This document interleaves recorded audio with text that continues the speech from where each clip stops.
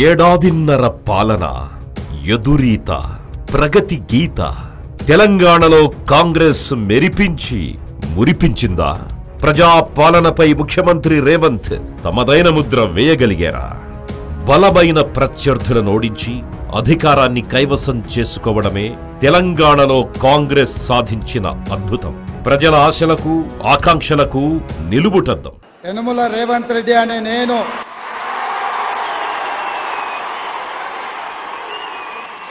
శాసనం ద్వారా నిర్మితమైన భారత రాజ్యాంగం పట్ల నిజమైన విశ్వాసం, విధేయత చూపుతానని, భారతదేశ సార్వభౌమాధికారాన్ని సమగ్రతను కాపాడుతానని, తెలంగాణ రాష్ట్ర ముఖ్యమంత్రిగా నా కర్తవ్యాన్ని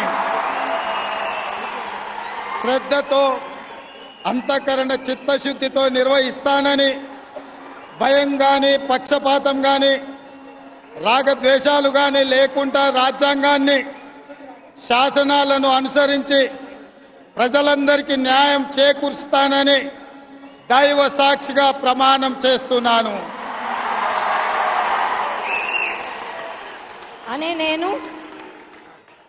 రేవంత్ రెడ్డి అనే నేను తెలంగాణ రాష్ట్ర ముఖ్యమంత్రిగా నా పరిశీలనకు వచ్చిన లేదా నాకు తెలియవచ్చిన ఏ విషయాన్ని నా కర్తవ్యాలను సక్రమంగా నిర్వహించేందుకు అవసరమైన మేరకే తప్ప ప్రత్యక్షంగా గాని పరోక్షంగా గాని ఏ వ్యక్తికి లేదా వ్యక్తులకు తెలియపరచనని లేదా వెల్లడించనని దైవ సాక్షిగా ప్రమాణం చేస్తున్నాను. ఏడాదిన్నర కాలం పెద్ద ఎక్కువేమి కాదు. కానీ స్థిరపడడానికి ప్రజలకిచ్చిన హామీలు నెరవేర్చే దిశలో సంపూర్ణ కార్యాచరణకు ఈ సమయం సరిపోతుంది. ఎన్నికల్లో సారథ్యం వహించిన రేవంత్ రెడ్డి ముఖ్యమంత్రిగాను బాధ్యతలు చేపట్టారు. అందుకే పరిపాలనను, ఎన్నికల ప్రణాళికను, ఆచరణను ముఖ్యమంత్రిని విడదీసి చూడలేం. సాఫల్య వైఫల్యాలు ఎలా ఉన్నాయి? రాజకీయ వ్యూహ ప్రతివ్యూహాల్లో పైచేయి సాధించగలిగారా? ప్రజాపాలన అంటూ తామే పెట్టుకున్న ప్రభుత్వ బ్రాండును నిలబెట్టుకోగలిగారా? Exclusive in depth study.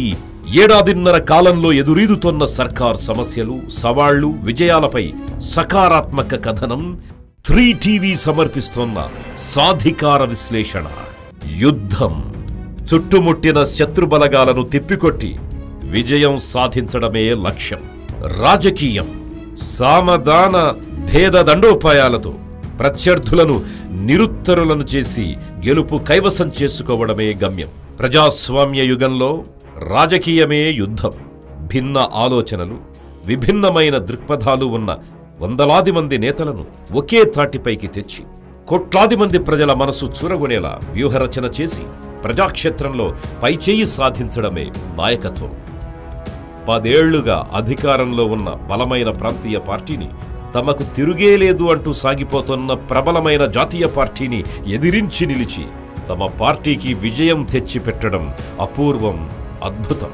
One and only the leader మాత్రమే సాధించగల సాహసం ఇది. ఎందరో సీనియర్లు, మరెందరో మేధావులు, సుదీర్ఘానుభవం ముడిపడ్డ నాయకులతో కూడిన కాంగ్రెస్ పార్టీకి తెలంగాణలో జవజీవాలనిస్తూ ఆ పార్టీ జెండాను అధికార పీఠంపై ఎగురవేసిన ఘనత రేవంత్ రెడ్డికే దక్కుతుంది. తొడగొట్టి బీఆర్ఎస్ ను పడగొట్టి గద్దెనెక్కిన కాంగ్రెస్ అనుకున్న దిశలోనే ప్రస్థానం సాగిస్తోందా? ఆలోచనలు, ఆచరణ ఏకోన్ముఖంగానే సాగుతున్నాయా? ఏడాదిన్నరలోపు కాలంలోనే నిలదొక్కుందా? రాష్ట్ర భవిష్యత్తుకు పూచీకత్తునిచ్చే దిశలో కార్యాచరణ సాగుతోందా? ఆర్థిక సమస్యలు, అనుకున్న పనుల్లో అవాంతరాలు, ప్రత్యర్థుల రాజకీయ ఉద్యమాలు, ఆందోళనలు అన్నింటినీ తనపైనే వేసుకుంటూ ఒంటరి పోరాటం సాగిస్తూ సారథ్యం వహిస్తోన్న రేవంత్ రెడ్డి ఈ రాజకీయ పద్మవ్యూహంలో అర్జునుడా?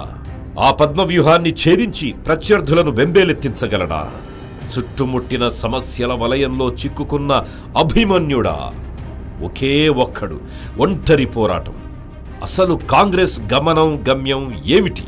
ప్రభుత్వ వ్యూహాలు ఏమిటి? దక్షిణ భారతదేశానికే తలమానికంగా నిలిచేలా తెలంగాణను తీర్చిదిద్దడం సాధ్యమేనా? రాజకీయాలే రాష్ట్ర ప్రగతిని శాసిస్తాయా? 2 సార్లు వరుస పరాజయం. రాష్ట్రం ప్రసాదించిన పార్టీగా అప్రతిహత విజయం సాధిస్తుంది అనుకున్న అధిష్టానం అంచనాలు తలకిందులైన తరుణంలో రేవంత్ రెడ్డి కాంగ్రెస్ పార్టీలో ప్రవేశించడమే ఒక అనూహ్య పరిణామం. ప్రాంతీయ పార్టీ నాయకులు కనబరిచే దూకుడు, ఏదొచ్చినా ఎదుర్కొందామనుకునే దృఢవైఖరి, కేసులకు వెరవని తెగింపు కలగలసి రేవంత్ను కాంగ్రెస్ పార్టీలో అందలాన్నెక్కించాయి. అతి తక్కువ కాలంలోనే పార్టీ ప్రదేశ్ కాంగ్రెస్ కమిటీ అధ్యక్షుడిగా రేవంత్ని పార్టీ హైకమాండ్ నిర్ణయించింది. సుదీర్ఘ చరిత్ర కలిగి ఉండి ఎంతో పోటీ ఉండే పదవిని సీనియర్లకు కాదని రేవంత్కివ్వడమే ఒక సాహసం. దీనికి ప్రధాన కారణం రాహుల్ గాంధీ చొరవేనని చెప్పాలి. తెలంగాణ రాష్ట్ర ఏర్పాటు నిర్ణయంలో రాహుల్ కీలక పాత్రధారి. కొత్త రాష్ట్రంలో పార్టీని అధికారంలోకి తేవడానికి సైతం సాహసోపేతంగానే వ్యవహరించాలని భావించిన రాహుల్ రేవంత్ను తన ఎంపికగా చూసుకున్నారు. లోక్సభ సభ్యుడిగా పార్టీ హైకమాండ్తో రేవంత్ ఏర్పరచుకున్న సాన్నిహిత్యం, లోక్సభలో ఆయన చేసిన ప్రసంగాలు, బీజేపీ కేంద్ర నాయకత్వంపై కనబరిచిన దూకుడు రేవంత్కి రాహుల్ వద్ద మంచి మార్కులు వచ్చేలా చేశాయి. ఇలా ఉంటేనే తెలంగాణలో బీఆర్ఎస్కి చెక్ పెట్టడం సాధ్యమని రాహుల్ భావించడం వల్లే అత్యంత పోటీ ఉండే కాంగ్రెస్ పదవుల పందేరంలో ముందు వరుసలో నిలిచి పీసీసీ పీఠం చేజిక్కించుకోగలిగారు రేవంత్. ఈ ఎంపిక 100% సరైనది అని నిరూపిస్తూ కాంగ్రెస్ రాష్ట్రంలో అనూహ్యమైన విజయాన్ని సాధించింది. మెజార్టీ తగ్గుతుందేమో కానీ తమదే గెలుపు అని భావించిన బీఆర్ఎస్ పరాజయం పాలైంది. దీనికి ప్రధాన కారణం రేవంత్ అనుసరించిన వ్యూహ నైపుణ్యం. తన పరిధులు పరిమితులు తెలిసినవాడు కావడంతో చాకచక్యంగా సీనియర్లందరినీ గౌరవిస్తూ కలుపుకొనిపోయే ధోరణిని కనబరుస్తూ, మరొక వైపు ఇరువైపులా ప్రత్యర్థులైన బీఆర్ఎస్ బీజేపీలను ఇరుకున పెట్టే వ్యూహరచనతో 2023 ఎన్నికల్లో పార్టీని విజయతీరానికి చేర్చాడు. ఈ గెలుపుకు మూల సూత్రధారి, గ్రౌండ్ లెవెల్లో పోరాటానికి నాయకత్వం వహించిన వ్యక్తిగా సీఎం పీఠం కూడా రేవంత్నే వరించింది. ఈ విషయంలో ఏకాభిప్రాయం లేకపోయినా వాస్తవం గ్రహించడంతోనే సీనియర్లు కూడా ఆయన సీఎం అర్హతలను కాదనలేకపోయారు. కాంగ్రెస్ 1.5 కాలంలో ఏం సాధించింది అంటే రాజకీయ స్థిరత్వం అని ఖచ్చితంగా చెప్పవచ్చు. నిరంతరం పదవుల కోసం పోరు సాగే పార్టీలో, అందులోనూ గత చరిత్రను బట్టి చూస్తే ఎప్పటికప్పుడు ముఖ్యమంత్రిని మార్చాలని పట్టుబట్టే కాంగ్రెస్లో అసలు ఆ వాదనే లేకుండా ఇంతకాలం గడవడమే గొప్ప విజయం. రేవంత్ రెడ్డి చివరి వరకు ముఖ్యమంత్రిగా ఉంటాడు అని పార్టీ రాష్ట్ర నాయకులు, అధిష్టానము స్పష్టంగా అభిప్రాయానికి రావడం ఒక రకంగా ప్రభుత్వాన్ని, పార్టీని స్థిరపరిచిందని చెప్పాలి. తనకు అవకాశమిచ్చిన పార్టీ, తన ఆశయాలను నెరవేర్చిన పార్టీ, ప్రజాసేవలో అత్యున్నత స్థానానికి చేరుకునేందుకు బాటలు వేసిన పార్టీ కాంగ్రెస్ని తెలంగాణలో సుస్థిరపరచడమే తన జీవిత ధ్యేయంగా ప్రకటించుకోవడం రేవంత్ రెడ్డి ప్రతి నిర్ణయంలోనూ కనిపిస్తుంది. ఇద్దరు బలమైన ప్రత్యర్థులు బీజేపీ, బీఆర్ఎస్తో రాజకీయంగా 2 చేతులతోనూ ఇరువైపులా సమరమే సాగిస్తున్నాడు రేవంత్ రెడ్డి అని చెప్పాలి. బీఆర్ఎస్ తెలంగాణ అస్తిత్వ పునాదులపై సెంటిమెంటే ప్రధాన బలంగా వ్యూహాలు, ఎత్తుగడలు, ఎదురుదాడులు చేయడంలో ఆరితేరిపోయిన పార్టీ. మరొక వైపు జాతీయవాదం, హిందుత్వం అంటూ మెజార్టీ వర్గాన్ని మచ్చిక చేసుకుంటూ అధికారాన్ని ఖాయం చేసుకోవాలనుకుంటున్న బీజేపీ. ద్విముఖ వ్యూహంతో ఈ 2 పార్టీలను ధీటుగా ఎదుర్కొంటున్న తీరు రేవంత్ పాలనలో కనిపిస్తాయి. బీఆర్ఎస్ అసలు స్వరూపాన్ని ప్రజల దృష్టిలో బహిరంగపరచడం ద్వారా ఆ పార్టీ తెలంగాణ దీర్ఘకాలిక ప్రయోజనాలకు విఘాతం కలిగిస్తుంది అని చెప్పడం, ప్రజాస్వామ్యయుతంగా కాకుండా కుటుంబ పార్టీగానే పెత్తనం మొత్తం కేంద్రీకరించుకున్న తీరుని మరింత ప్రబలంగా ప్రజలకు వివరించడం రేవంత్ ప్రతి వేదికపైన చేస్తున్న ప్రసంగాల్లో కనిపిస్తోంది. అదే సమయంలో బీజేపీని ఎదుర్కోవడానికి రాష్ట్రంలోనే కాకుండా జాతీయ స్థాయిలోనే అస్త్రాలు సమకూర్చి పెడుతున్నారు రేవంత్. లోక్సభ ఎన్నికలకు ముందు బీజేపీకి మెజార్టీ ఇస్తే రాజ్యాంగాన్ని మార్చేసి రిజర్వేషన్లకి మంగళం పాడతారు అంటూ ఎస్సీ, ఎస్టీ వర్గాల ముందు పొలిటికల్ ఎజెండా పెట్టారు రేవంత్. దీనినే కాంగ్రెస్ అధిష్టానం కూడా అందిపుచ్చుకుని జాతీయ స్థాయి ప్రచారంలో ఒక భాగం చేసుకుంది. ఈ దేశంలో ఉన్న రిజర్వేషన్లను రద్దు చేయాలని చూస్తున్నది. దీనికి ఉదాహరణగా గత కొన్ని రోజులుగా వివరాలన్నిటినీ ప్రజలకు, మీడియా మిత్రులకు వివరించుకుంటూ వస్తున్నా. ఇవాళ మీ ముందు కొన్ని అంశాలను ప్రస్తావించదలుచుకున్నా. బ్రిటిష్ రాజ్యం ఉన్నప్పుడు బ్రిటిష్ తెల్లదొరలు ఉన్నప్పటి నుంచి 1881 నుంచి జనాభా లెక్కలు వెయ్యడము ఆనాడు బ్రిటిషర్స్ మొదలుపెట్టిండ్రు. అక్కడి నుంచి ప్రతి 10 సంవత్సరాలకు దేశంలో ఉన్న జనాభా లెక్కగట్టి ఆ దేశం యొక్క జనాభాను ప్రపంచానికి చెప్పే విధానం ఉన్నది. 1881లో మొదలైన ఈ జనాభా లెక్కలు 2021 వరకు స్వతంత్రం రాకంటే ముందు, స్వతంత్రం వచ్చిన తర్వాత కూడా దేశంలో ఉండే జనాభాను లెక్కగట్టడం ఒక సాంప్రదాయంగా మారింది. కానీ భారతీయ జనతా పార్టీ అధికారంలోకి వచ్చిన తర్వాత 2021 జనాభా లెక్కించాల్సినప్పుడు 2021లో జనాభాను లెక్క పెట్టలేదు. ఇవాళ మీరు మీడియా మిత్రులు, రాష్ట్ర స్థాయి, జాతీయ స్థాయి పాత్రికేయులు మీరు ఆలోచన చేయండి. 1981 నుంచి ప్రతి 10 సంవత్సరాలకు ఈ దేశంలో ఉండే జనాభాను లెక్కగట్టి ఎస్సీలు, ఎస్టీలు, మిగతా సామాజిక వర్గాల జనాభా లెక్కిస్తుంటే నరేంద్ర మోడీ ప్రధానమంత్రిగా, అమిత్ షా గారు కేంద్ర హోంశాఖ మంత్రిగా బాధ్యతలు చేపట్టిన తర్వాత 2021లో జనాభా లెక్కించకుండా కుట్ర చేసిండ్రు. దానికి కారణం దేశమంతా కాంగ్రెస్ పార్టీ జనాభాతో పాటు బలహీన వర్గాల కులగణన కూడా చెయ్యాలి అని చెప్పిండ్రు. జనాభా లెక్కలు ఒక్కటే సరిపోదు, బలహీన వర్గాల కులాల వారిగా జనాభాను కులగణన చెయ్యాలనే డిమాండ్ వచ్చింది. అబ్కీ బార్ 400 పార్ అన్న బీజేపీ నినాదాన్ని ఆ పార్టీకే ప్రతికూలంగా ఎలా వినియోగించవచ్చో రాజకీయ చాణక్యంతో చేసి చూపించారు రేవంత్. జాతీయ స్థాయిలో 240 సీట్లకే బీజేపీ పరిమితం కావడంలో తమదైన పాత్ర పోషించారని చెప్పాలి. రాజకీయంగా ఎన్ని విమర్శలైనా చేయవచ్చు, కానీ రేవంత్ ఇప్పుడు జాతీయ స్థాయి నాయకుడని ఒప్పుకోక తప్పదు. నేషనల్ పొలిటికల్ ఎజెండాను సెట్ చేయడంలో ముందు వరుసలో నిలుస్తున్నారు ఆయన. సామాజిక న్యాయమంటూ నినదిస్తున్న కాంగ్రెస్ పార్టీకి జాతీయ స్థాయిలో ఇది సామాజిక న్యాయం, మేమమలు చేస్తున్నామంటూ సగర్వంగా చెప్పుకునేలా చూపడానికి రాష్ట్రంలో చేపట్టిన బీసీ కులగణన సర్వే పెద్ద రాజకీయ అస్త్రం. పక్కనున్న కర్ణాటకలో ముందుగానే అధికారంలోకి వచ్చినప్పటికీ కాంగ్రెస్ ఈ విషయంలో పెద్దగా ప్రగతి సాధించలేకపోయింది. కానీ రాజకీయంగా ఎంతటి ప్రతికూల పరిస్థితులున్నప్పటికీ రేవంత్ రెడ్డి కులగణనను సాధికారికంగా గణాంక సహితంగా పూర్తి చేసి అధిష్టానం చేత షహబాష్ అనిపించుకున్నారు. రాహుల్ గాంధీ కల నెరవేర్చారు. అందుకే ఆ పార్టీ అగ్రనాయకుడైన రాహుల్ దేశవ్యాప్తంగా తెలంగాణలో తమ పార్టీ పరిపాలనను ఒక రోల్ మోడల్గా చూపిస్తున్నారు. ఎస్సీ రిజర్వేషన్ల వర్గీకరణ విషయంలోనూ సుప్రీంకోర్టు తీర్పు వెలువరించిన 8 నెలల కాలంలోనే అమలు చేసి చూపించారు. సామాజిక న్యాయానికి కట్టుబడి ఉన్నామని చాటి చెప్పిన నిర్ణయం ఇది. దేశంలో కాంగ్రెస్ పార్టీ పూర్వ వైభవాన్ని పునరుద్ధరించేందుకు అనుసరించాల్సిన వ్యూహంపై కూడా రేవంత్ ప్రత్యేక కసరత్తు చేస్తున్నట్టుగా కనిపిస్తోంది. ఏఐసిసి సదస్సు సందర్భంగా పార్టీ అగ్రనాయకత్వం సమక్షంలో బ్రిటిష్ వారి కంటే బీజేపీ ప్రమాదకరం, ఆ పార్టీని దూరం పెట్టాలి అంటూ రేవంత్ పిలుపునివ్వడం వెనుక చారిత్రాత్మకమైన నిగూఢార్థం దాగి ఉండడం విశేషం.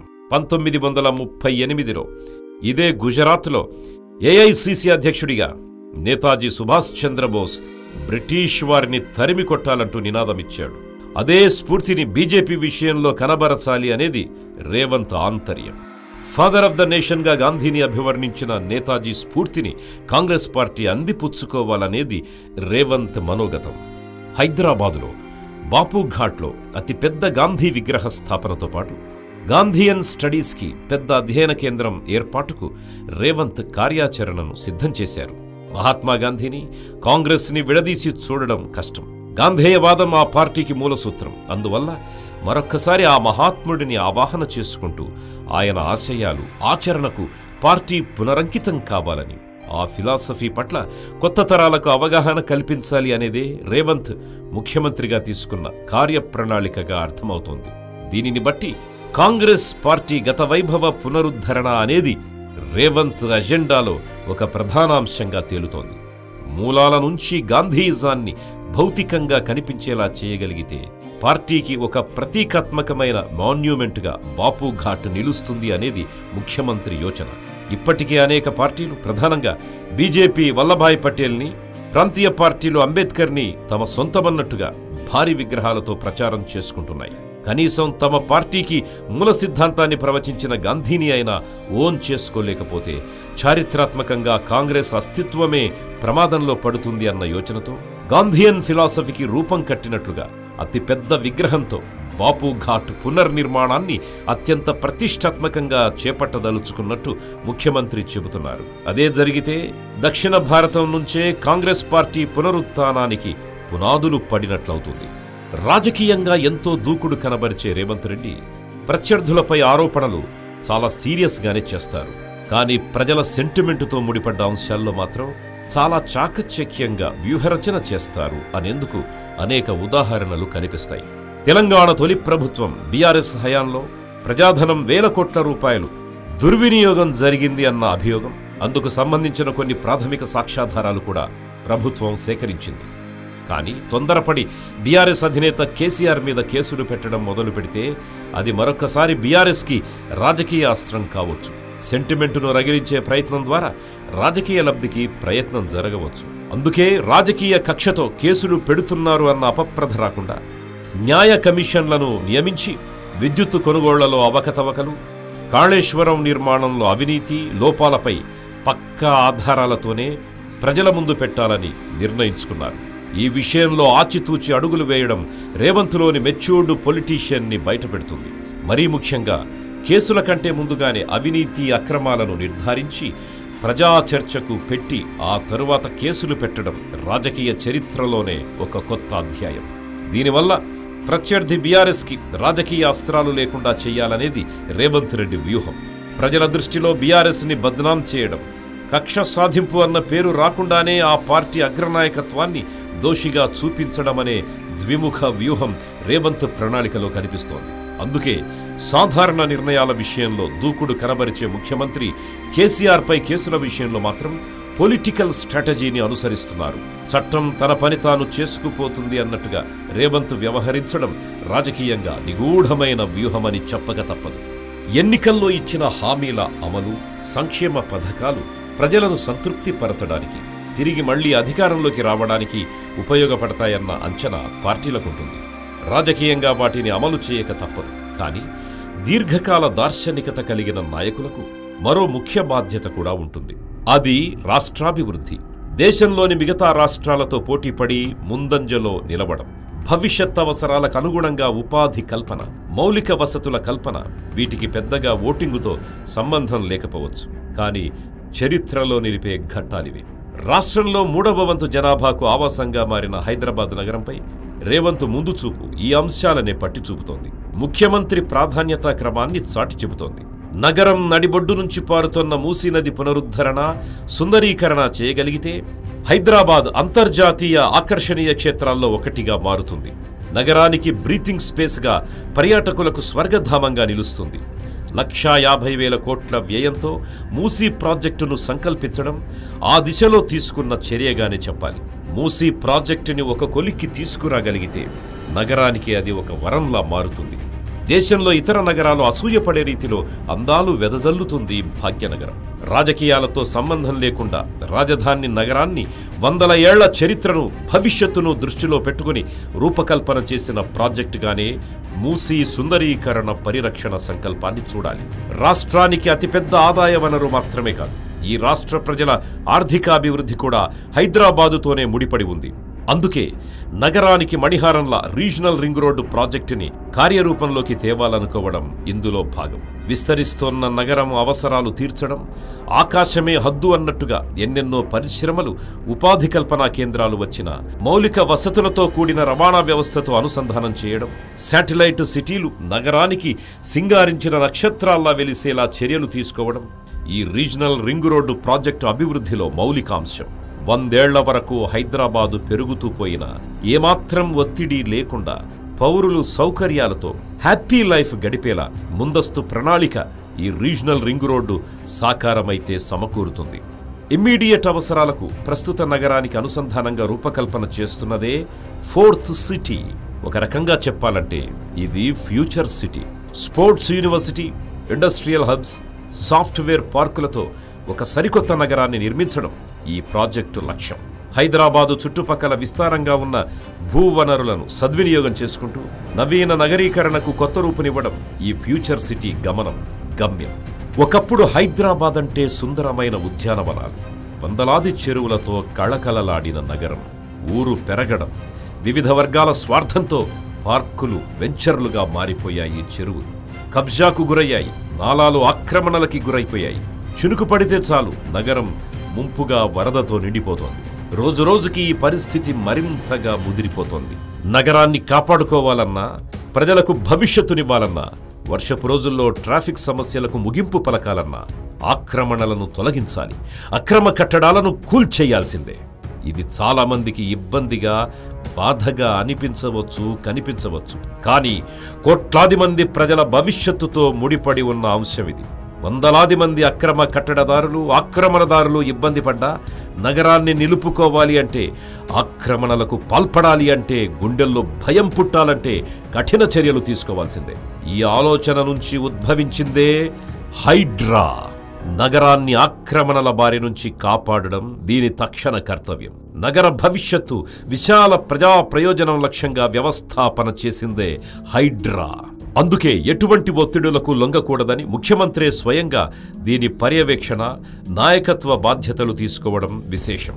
నిజంగా హైడ్రా స్థాపిత లక్ష్యాలు సంపూర్ణంగా సాకారమైతే నగరానికి భరోసా లభిస్తుంది.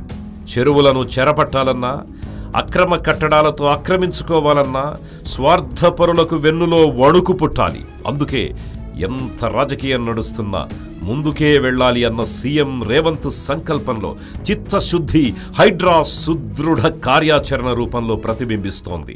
హైదరాబాద్ నగరాన్ని ఆనాడు నిజామే అంత గొప్పగా ఉస్మాన్ సాగర్, హిమాయత్ సాగర్ కట్టి మూసి ప్రక్షాళన చేసి మూసి పరివాహక ప్రాంతంలో అద్భుతమైన కట్టడాలతోని ఉస్మానియా యూనివర్సిటీ నుంచి మొదలు పెడితే ఉస్మానియా హాస్పిటల్ వరకు, హైకోర్టు వరకు, సిటీ కాలేజ్ వరకు, చార్మినార్ ప్రాంతంలో ఉన్న వ్యాపార సంస్థల్ని వారు మనకు ఒక గొప్ప వారసత్వ సంపదగా ఇచ్చిండు. ఈ వారసత్వ సంపదను కాపాడుకొని నగరాన్ని మనం పునరుద్ధరించుకోవాలి. ఇదంతా వదిలేసి కొత్తది నిర్మించుకుంటూ పోతే పాత వారసత్వ సంపద ఏం కావాలి?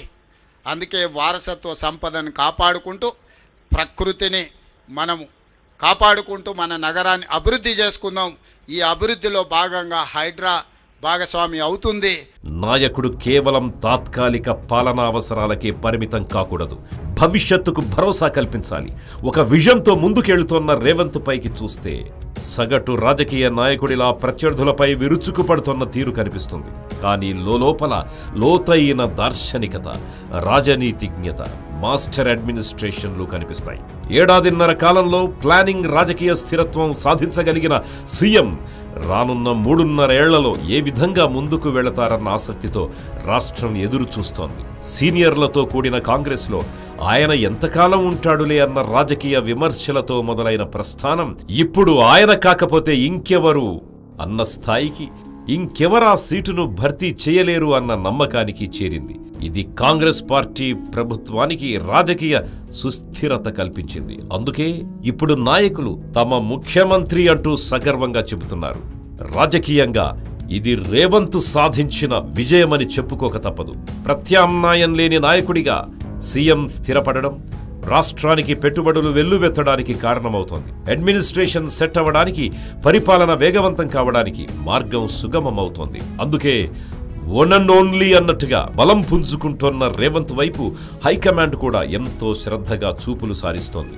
జాతీయంగా కాంగ్రెస్ పునరుజ్జీవనానికి, ఆ పార్టీ ఆలోచనలు కార్యరూపంలో పెట్టడానికి, కాంగ్రెస్ పార్టీ పరిపాలనా తీరుతెన్నుల నమూనాగా దేశం ముందు చూపించడానికి తెలంగాణ ఒక వేదికగా నిలుస్తోంది. ఈ రాష్ట్రంలో సాధించే విజయాలు, అభివృద్ధి ఖచ్చితంగా కాంగ్రెస్ పార్టీ సగర్వంగా చాటి చెప్పుకోవడానికి ప్రత్యక్ష ఉదాహరణలుగా నిలుస్తాయని భావించాలి. జాతీయ స్థాయిలో బీజేపీని, ప్రాంతీయంగా బీఆర్ఎస్ పార్టీని ఎదుర్కోవడానికి సంక్షేమం, అభివృద్ధి, సామాజిక న్యాయం అనే అస్త్రాలను మరింత బలంగా ప్రయోగించేందుకు సిద్ధమవుతున్నట్టు కాంగ్రెస్ కనిపిస్తోంది. రానున్న 3.5 ఏళ్లలో పార్టీ పట్టు మరింతగా బిగించాలనే దిశలో వ్యూహాత్మక పంథాలో కాంగ్రెస్ ప్రభుత్వం రేవంత్ నాయకత్వంలో తయారవుతోంది. దీనిని ప్రత్యర్థులు ఎలా కాచుకుంటారో వేచి చూడాలి.